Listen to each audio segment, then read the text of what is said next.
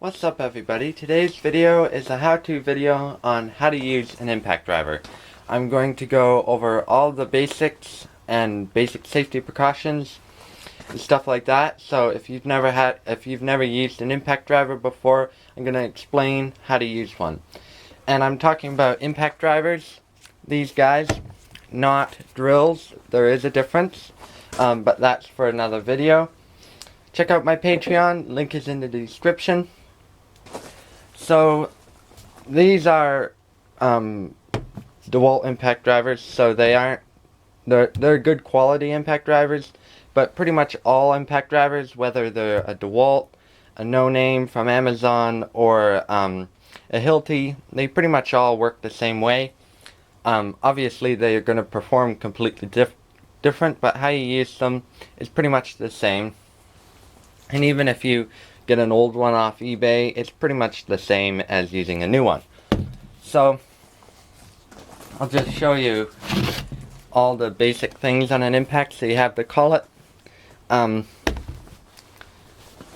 collet is, hold on.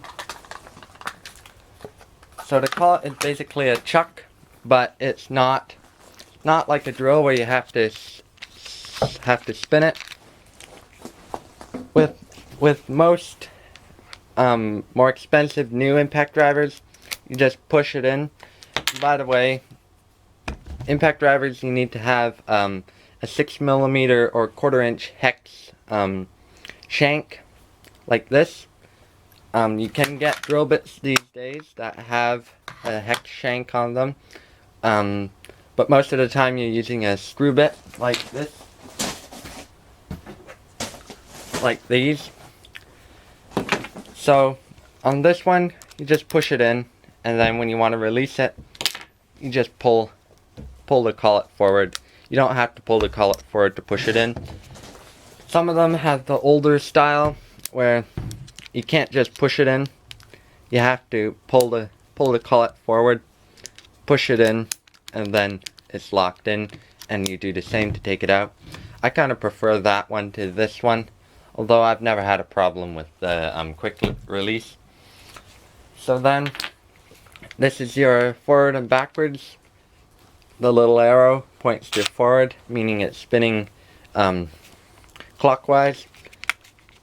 Push it so that the arrow is pointing back, spinning counterclockwise. If your impact has lights on it, they will most likely just come on when you pull the trigger, and then these guys, they stay on for 20 seconds afterwards. Although this one, it turns off as soon as you let go of the trigger. Some of the more fancy impacts will have a button somewhere, like normally down here, to turn the lights on and off, but these don't. Your trigger, most will have a variable speed trigger, meaning that if you pull it just a little bit, it will only go slowly rather than all the way. I would say you do not want to get an impact driver that does not have a variable speed trigger on it. Some impact drivers will have a speed selection. Some it's a button, some it's a slide switch like this. I prefer the slide switch. Really, I don't think the speeds are a selling point because variable speed trigger is all you need. My impact drivers always stay in 3rd speed. Just because that way they always work full. You can always drive the screw at full speed, and if you want to go slowly, you have the variable speed trigger. Most impacts are cordless, so make sure you have a battery that will work with them. Older style batteries, of course, are like that.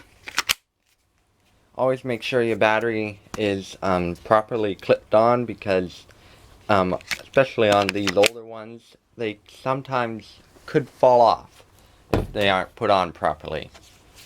Belt clip, most have that. It's not the safest way to hang your impact on your belt. And bit holder, it's not the safest way to hold your bit if you're working outside. So now I will move on to showing you how to actually use it. You always want to wear your safety glasses And you should always wear your earphones or earplugs because they are loud. So you want to make sure you always have a good grip on it. Impact drivers won't really jump out of your hand as long as you're holding them properly. You don't need two hands, although sometimes two hands is useful. Obviously you want to make sure you don't have anything hanging off you that could get caught in the bit, because if you have long hair or a necklace or something, the bit will catch it if it gets in the way and it will pull you in, because these things are strong. So how an impact works, how it works mechanically is for another video, but how it works is it's not a direct connection.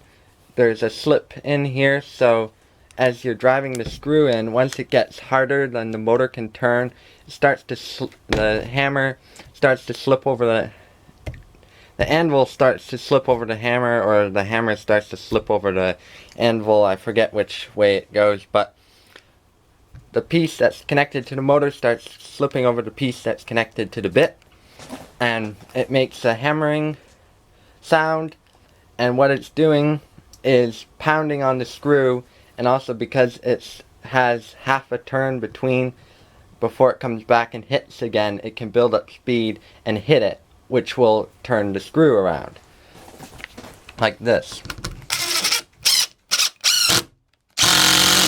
That's the sound it makes when it's impacting.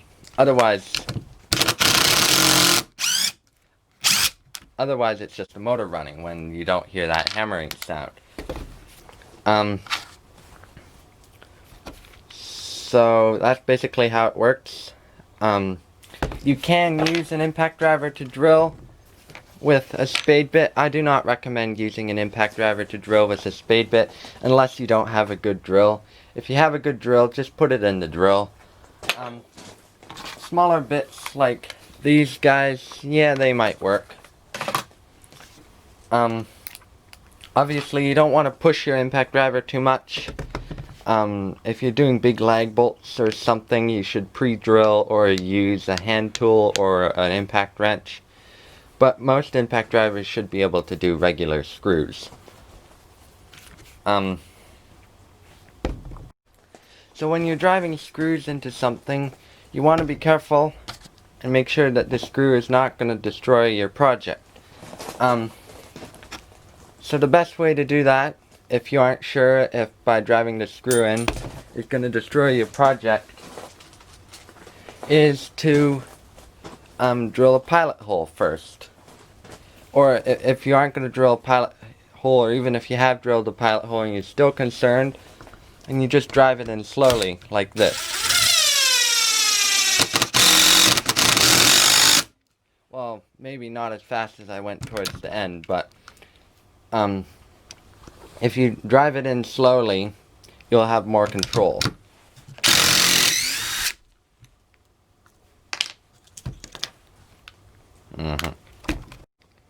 So when you're driving screws with an impact driver, and you aren't, one thing to remember is when you take a screw out, it's going to be boiling hot. So when you're driving screws, you want to be careful and make sure that they aren't going to destroy your project. If you aren't sure if by driving a screw in it's going to split your wood, drill a pilot hole. Or even if you still are worried if it's going to destroy your wood, then you can just drive it in slowly by not pulling the trigger all the way like this.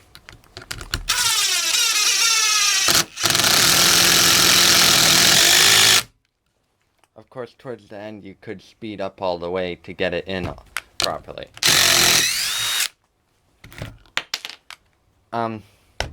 You can use spade bits and such, but I don't really recommend using spade bits. You don't have as much control as you do with a drill. So that's pretty much it. It's a simple tool to use, really. For the safety of the impact driver, you want to be careful that you don't go trying to drive stuff that it is not capable of driving. Like this is not going to drive a 1/2 inch, 12-inch long lag bolt. You need an impact wrench or a hand tool to do that. But yeah, just be careful when you're using these, because they could be dangerous, although they're probably one of the safer tools around the shop. But just remember, it may look small, but it's got a tremendous amount of power.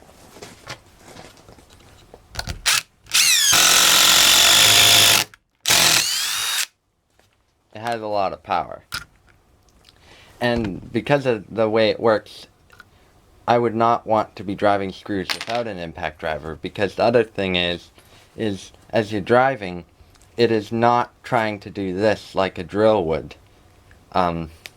So it's easier to be holding it way out at the end of your arm, like say you're hanging off a ladder. It's not going to try and jump out of your hand the same way a drill would. So, thank you for watching. This is just the first how-to video. I will be doing how-to videos on other tools. Some may only be available on Patreon. But, I hope you like this video. Thank you for watching, and I will see you next time. Another thing to note is, sometimes when you're putting a screw in, well, these won't do it, but sometimes as you're trying to start it, it will be wandering all over the wood. If you just tap it down like that, not too hard, you shouldn't have that problem. Or you can always guide it with your fingers like that. But be careful, because these do give off metal shards that can get stuck in your finger, and that is not fun. Also, if you're having trouble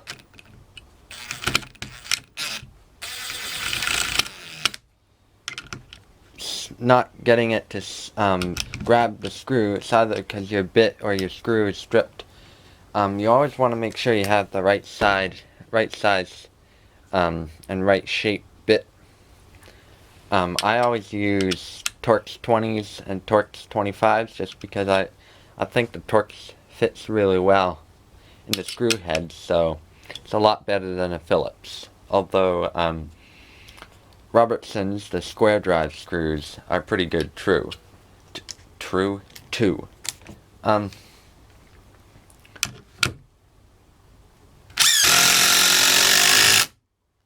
Thanks for watching.